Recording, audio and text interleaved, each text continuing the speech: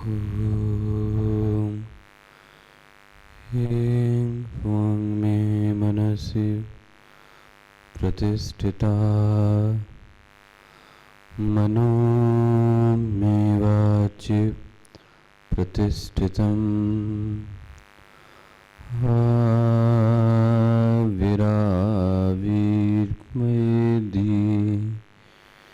वेदस्य माणिस्थः श्रुतं मे मा प्रहानाधीतेन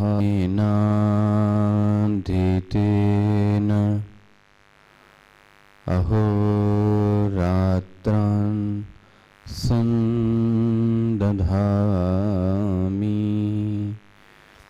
ऋतं वदिष्यामि सत्यं तन्मामवतु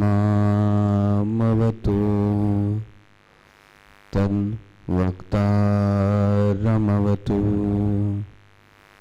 अवतु माम् अवतु वक्तारम्। ॐ शान्तिः शान्तिः शान्तिः। शङ्करं शङ्कराचार्यं केशवं वादरायणं सूत्रभाष्यकृतौ वन्दे भगवन्तौ पुनः पुनः। नमः श्री शङ्करानन्द गुरुपादाम्बुजन्मने सविलासमहामोह ग्रहग्रासैककर्मणे तत्पादाम्बुजरुहद्वन्द्व सेवा निर्मलचेतसां सुखबोधाय तत्त्वस्य विवेकोऽयं विधीयते। शब्दस्पर्शादयो विद्या वैचित्र्या जागरे पृथक् ततो विभक्तस्तत्संवित एकरूप्यान्न भिद्यते। तथा स्वप्ने त्रैविध्यं तु न स्थिरं जागरे स्थिरं ततभेदोस्तयोः संवित एकरूपा न विद्यते। सुप्तोत्थितस्य सुषुप्त तमो बोधो भवेत् स्मृतिः स चावबुद्धविषयाव बुद्धं तत्तदा तमः सबोधो विषयाद् भिन्नो न बोधात् स्वप्नबोधवत् एवं स्थानत्रयाप्येका संविद्विद्वन्दनान्तरे।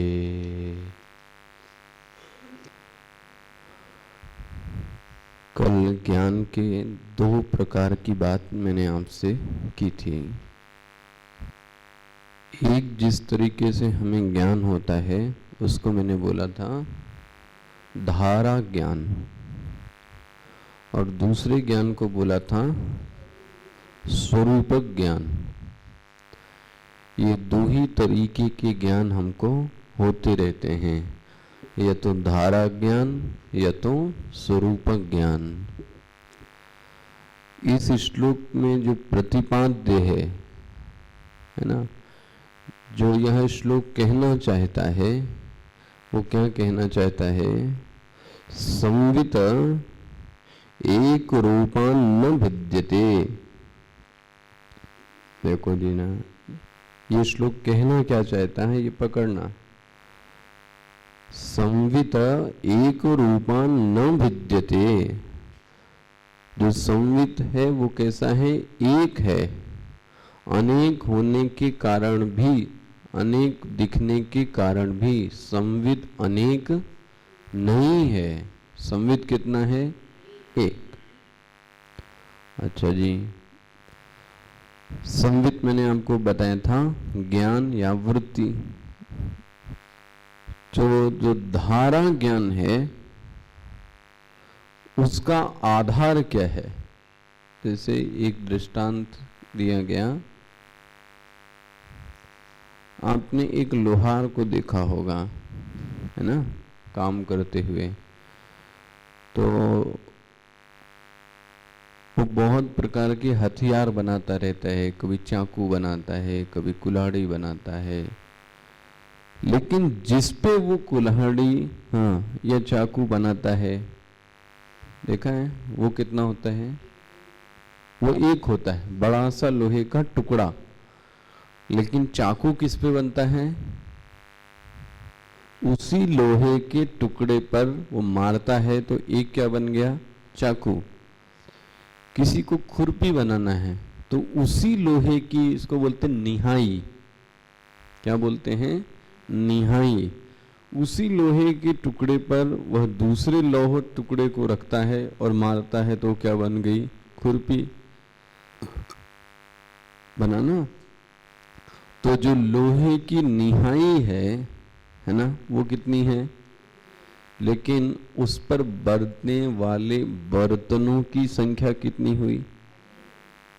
है ना, ये उदाहरण समझ में आता है। बेस एक है लेकिन उस पर न जाने कितनी सारी चीजें आकर जा रही हैं, आकर जा रही हैं। और सबसे अच्छा दृष्टांत निहाई का है। लौह जो टुकड़ा है उसके ऊपर ही सब अस्त्र शस्त्र औजार बर्तन आदि वो क्या करता है? बनाता है। उस निहाई को क्या बोलेंगे पता है? हाँ, कूटस्थ। क्या बोलेंगे? कूटस्थ। स्थ मतलब रहना। स्थ मतलब रहना। कैसे रहना? बोले कूट की तरीके से रहना। कूट की तरीके से मतलब जैसे कूट स्थिर है ना, जिसकी निहाई है वो कैसी है? स्थिर है, कोई परिवर्तन नहीं है। इस तरीके से कूटस्थ की तरीके से ज्ञान होना। इसलिए ब्रह्म का आपने एक नाम भी सुना होगा, क्या बोलते हैं? कूटस्थ। कूटस्थ पकड़ में है, पहला ही श्लोक है। तो जो धारा ज्ञान है उसमें क्या अंतर हुआ? धारा ज्ञान मतलब वृत्ति ज्ञान हुआ ना, विकारी ज्ञान जो हर क्षण बदलता रहता है और आता रहता है, हाँ, और जाता रहता है। ऐसे ज्ञान को बोलेंगे धारा ज्ञान, वृत्ति ज्ञान। लेकिन एक ऐसा ज्ञान है जिसपे यह ज्ञान भी आधारित है, जैसे लोहे की निहाई, याद रखना। यह धारा ज्ञान भी जिसपे आधारित है उस ज्ञान को क्या बोलेंगे? कूटस्थ स्वरूप। ये दो अंतर समझ में आया? अच्छा जी, धारा ज्ञान कितने प्रकार का होता है? ठीक है, लेकिन फिर भी कितना बोलोगे प्रकार? धारा विषयों के, धारा वृत्तियों के कितने विषय होंगे? बस जितनी भी वृत्तियां होंगी उसके 5 ही विषय होंगे बस। कौन सा? रूप, शब्द, स्पर्श, रूप, रस और गंध। बोलो मैं, यही तो वृत्तियां होंगी। और इन्हीं वृत्तियों के फिर अब बहुत सारे प्रकार हो गए। भाई रस, तो रस में खट्टा, मीठा, कसेला, फिर तो अनेक वृत्तियां हो गई। लेकिन वृत्तियों की ऐसे ही एक ग्रंथ है वृत्ति प्रभाकर, जो मैं कल आपसे कह रहा था, उसमें और भी अच्छा बताए, 13 विषय बताए। अच्छा जी, ये विषय किसके हैं? यह जो वृत्तियों के विषय हैं, ये किसके विषय हैं? सोच रहा हूं। यह वृत्तियों के विषय है ना, रूप रस गंध, इनकी उत्पत्ति कहां से हो गई? हाँ, इनके जो असली पिता हैं वो कौन है? पंच महाभूत। वृत्तियों के विषय का आगमन पंच महाभूतों से ही हुआ है, ये याद रखना। बना? जो विषय हैं वो क्या कहलाते हैं? गुण। क्या कहलाएंगे? तो फिर गुणी कौन हुआ? हाँ, महाभूत क्या हो गए? गुणी। और ये क्या हो गए? गुण। जैसे आकाश महाभूत का गुण क्या है? विषय क्या है? शब्द। तो जो हम शब्द बोल रहे हैं एक्चुअली में उन शब्द में है कौन? आकाश। पकड़ में आ रहा है? स्पर्श, इसमें कौन सा है महाभूत? हाँ, वायु। वायु। तो जो भी हम टच कर रहे हैं इसका मतलब उसमें वायु है। अच्छा जी, रस,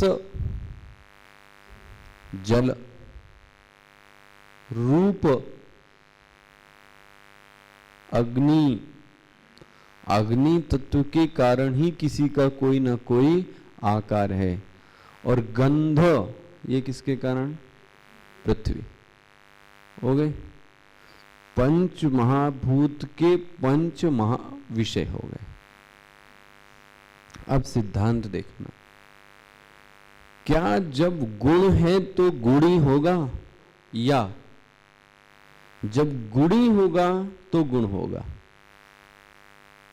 सोच लो आप। गुण के रहने पर गुणी होगा, अनुस्यूत होगा, गया होगा। फिर से आराम से सोच लो आप। गुण के रहने पर गुणी होना चाहिए कि गुणी के रहने पर गुण होना चाहिए? बोलो भाई। आसान सा प्रश्न है, अपने सब गुणों को लगा के देखो। मतलब मुझे मत बताओ, अपना अपना सोच के बताना। हम कहलाने की बात नहीं कह रहे हैं। जैसे आप क्या हो, आपके अंदर बहुत सारे गुण भरे हैं। कौन से? विनम्रता के, ईमानदारी के, अनुशासन के, है ना, पंक्चुअलिटी के, बहुत सारे प्रेम के। ये सब आप में क्या भरे हैं? गुण भरे हैं। किसमें? इधर उधर मत देखो एकदम। ये सब गुण किसमें भरे हैं? आप में। ये गुण किसमें भरे हैं? ये गुण किसमें हैं? आप में, देह में नहीं। इतना क्यों तात्विक हो रहा है? ये गुण किसमें हैं? आप में। बिना आपके इन गुणों का क्या होगा? बिना आपके मतलब बिना गुणी के गुण क्या कहां रहेंगे? बिना गुण के गुण रहेंगे कहां पे? बोलो जी। मतलब जब भी गुण होना चाहिए तो कोई ना कहीं कोई गुणी तो होना, उसी में तो दिखेंगे। अगर आप नहीं हैं तो विनम्रता, प्रेम, अनुशासन, पढ़ाई, ये सब चीजें नहीं दिखेंगे। इसका मतलब गुण किसी न किसी को आश्रय बनाता है। गुण अपने आप में स्वतंत्र नहीं रह सकता, लेकिन गुणी बिना गुण के रह सकता है। मेरे अंदर नहीं है ये गुण, तो क्या मैं मर जाऊंगा? विनम्रता नहीं है, अनुशासन नहीं है, भक्ति नहीं है, तीव्रता नहीं है, दास भाव नहीं है तो भी मैं रहूंगा। पकड़ में आ रहा है? तो भी तो मैं रहूंगा। बिना गुण के गुणी रह सकता है।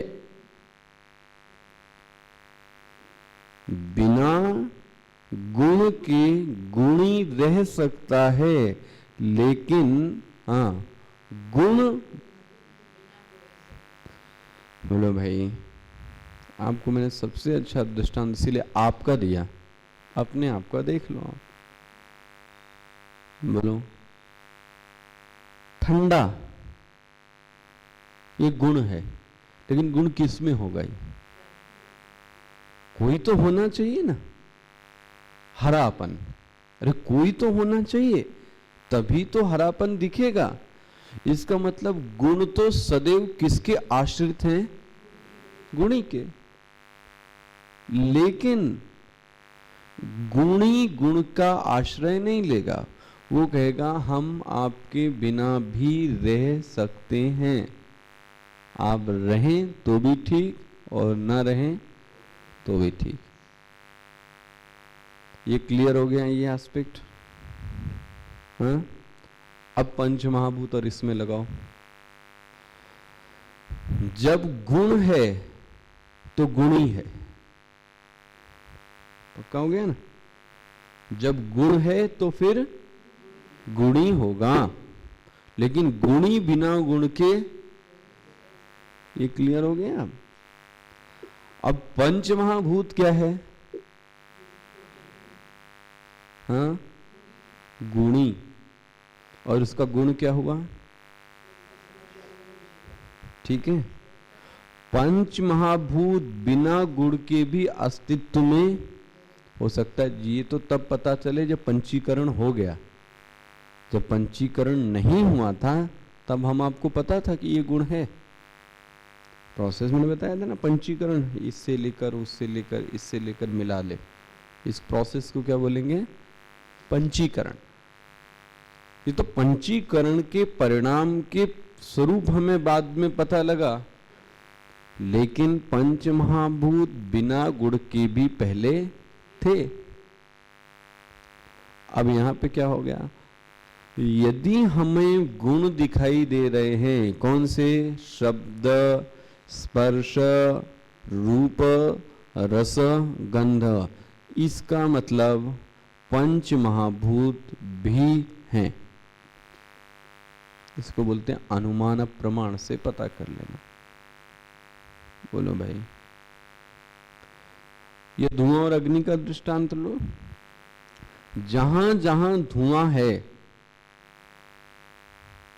बोलो जी, लेकिन जहां जहां आग है वहां जरूरी नहीं हो कि धुआं। दोनों एक तरफ से मत कर देना। आप गैस जलाते हो तो धुआं है, लाइटर जलाते हो तो धुआं है। बोलो जी, पकड़ में आ रहा है?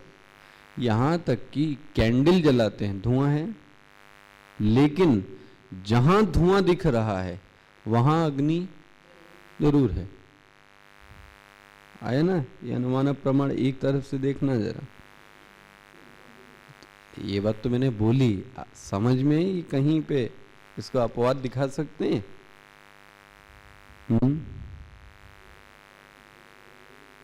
हाँ, तो ये तो मैंने दृष्टांत दिया ना, अपवाद थोड़ी ना किया। हो गया? वो धुआं थोड़ी, वो धुआं थोड़ी ना होता है। तो उसको धुआं थोड़ी ना कहेंगे। धुएं का तो स्वभाव ही है ताप। वो धुआं तो बच्चे हम लोग कहते तो धुआं दिखाए, धुआं नहीं है तो धुंध है ना। हो गया ये बात अब क्लियर? गुणी गुण, जब गुण होगा तो फिर गुणी होगा, जब गुण होगा तो फिर गुणी होगा, और जब गुणी होगा तो फिर गुण कोई जरूरी हो। ये बात हो गया। यदि शब्द स्पर्श रूप रस गंध है तो फिर आकाश वायु अग्नि जल पृथ्वी भी है। यदि आकाश, हाँ, पृथ्वी अग्नि जल है तो कोई जरूरी नहीं है। देखो ये चीज आप मेरे ख्याल से समझ में आई होगी, नहीं आई? देखो श्लोक, शब्द स्पर्शादयो वेद्या वैचित्र्या जागरे पृथक। हो गया ये लाइन क्लियर? अब ततो विभक्तास्त, इतना अलग होने पर भी, लेकिन मैंने क्या बोला, प्रतिपाद्य एक ही है कि जो संवित है वो कैसा है। तो मैंने अभी क्या सिद्ध किया, धारा ज्ञान का जो अधिष्ठान है वो कौन सा ज्ञान है? कूटस्थ ज्ञान। इन वृत्तियों का, रूप शब्द स्पर्श रस गंध का आधार कौन है? एक ही ज्ञान, कूटस्थ ज्ञान। वो कूटस्थ ज्ञान सब में गया हुआ है। पकड़ में आ रहा है? वृत्ति ज्ञान सबका अलग अलग होता है। बोलो भाई, इसमें कुछ दिक्कत? वृत्ति ज्ञान सबका अलग हो सकता है, लेकिन कूटस्थ वो तो कभी भी परिवर्तित नहीं होता है। इसी कूटस्थ ज्ञान को ही अपरोक्ष ज्ञान कह देंगे, इसी को ब्रह्म ज्ञान कह देंगे। किस ज्ञान को? कूटस्थ। अब हमें कूटस्थ नहीं दिखता है, हमें कौन दिखता है? आने जाने वाले। जो स्थिर है वो चीज नहीं दिखती, हमें कौन दिख रहा है? आने जाने वाले लोग। क्लियर हो रहा है? नाउ अब जरा पढ़िए।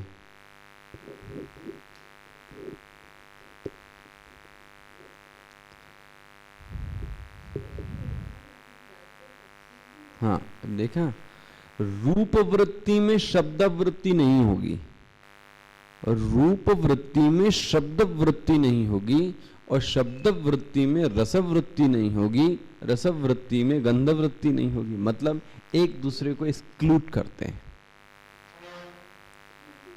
एक मिनट, ये क्लियर हो रहा है? ये वृत्तियां, एक वृत्ति में दूसरी वृत्ति नहीं होगी, दूसरी वृत्ति में तीसरी वृत्ति नहीं होगी।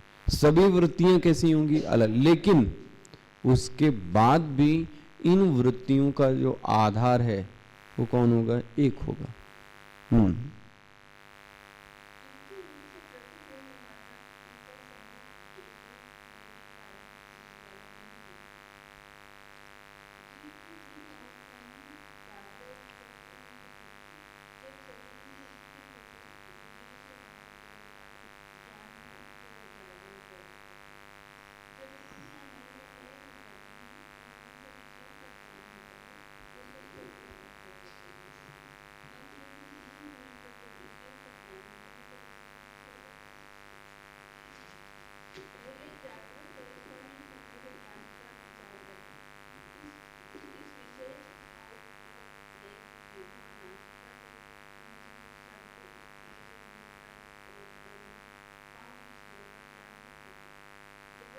ये आपको समझ, मैंने डिस्कस हो गया था अपना एक दिन। जागृत किसको कहेंगे, स्वप्न किसको कहेंगे, और सुषुप्ति।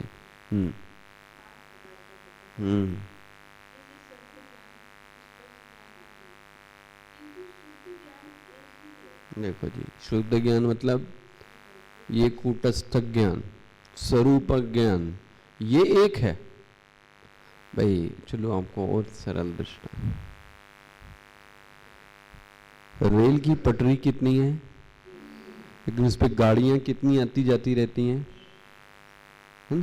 गाड़ियां तो बहुत आती जाती हैं, लेकिन पटरी कभी बदलती है?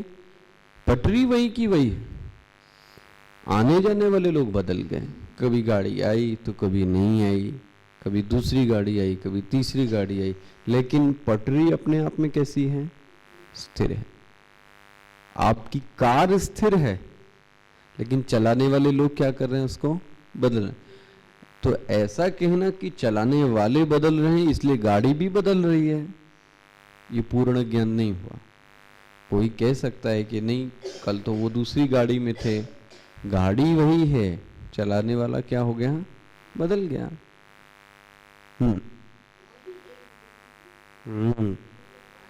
ये एग्जाम्पल देखो नया दिया उन्होंने। दुकानदार बांट कितना रखता है उस साइड, एक ही, लेकिन सब्जियां अनाज तो इधर क्या होते हैं, सब बदलते रहते हैं।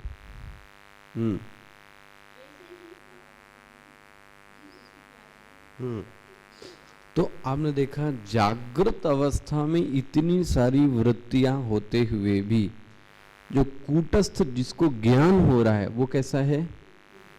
हम देखो, हम इसी चीज को उन्होंने स्वप्न में भी दिखाया। हम प्रश्न, स्वप्न अवस्था के ज्ञान में या स्वप्न अवस्था में और जागृत अवस्था में क्या अंतर है।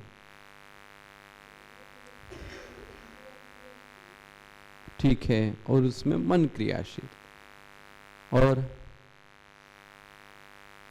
जो स्वप्न अवस्था के विषय हैं वो बहुत जल्दी बदलते हैं। जैसे आज जो स्वप्न आया वो स्वप्न कल वैसे ही विषय आपको दिखने वाले सब परिवर्तित हो गया।